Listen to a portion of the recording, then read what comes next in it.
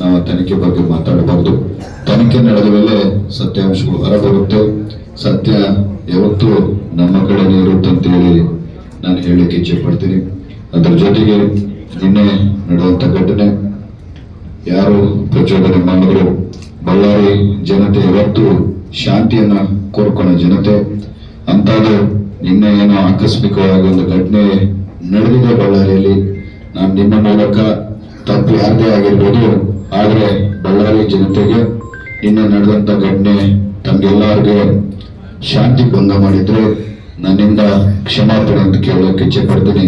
ಯಾಕಂದ್ರೆ ತಪ್ಪು ಯಾರಿಂದನೇ ನಡೆದಿರ್ಬೋದು, ಶಾಸಕನಾಗಿ ಜನತೆಗೆ ನಾನು ತೊಂದರೆ ಆಗಿದ್ರೆ ಕ್ಷಮಿಸ್ಬೇಕಂತ ಕೇಳ್ತಾನೆ. ತನಿಖೆ ನಡೆದ ಮೇಲೆ ಸತ್ಯಾಂಶಗಳು ಹೊರಬರುತ್ತೆ. ಸತ್ಯ ಯಾವತ್ತೂ ನಮ್ಮ ಕಡೆನೇ ಇರುತ್ತೆ ಅಂತ ಹೇಳಿ ನಾನು ಹೇಳಲಿಕ್ಕೆ ಇಚ್ಛೆ ಪಡ್ತೀನಿ. ಅದರ ಜೊತೆಗೆ ನಿನ್ನೆ ನಡೆಯುವಂತ ಘಟನೆ ಯಾರು ಪ್ರಚೋದನೆ ಮಾಡಿದ್ರು, ಬಳ್ಳಾರಿ ಜನತೆ ಯಾವತ್ತು ಶಾಂತಿಯನ್ನ ಕೋರ್ಕೊಳ್ಳೋ ಜನತೆ.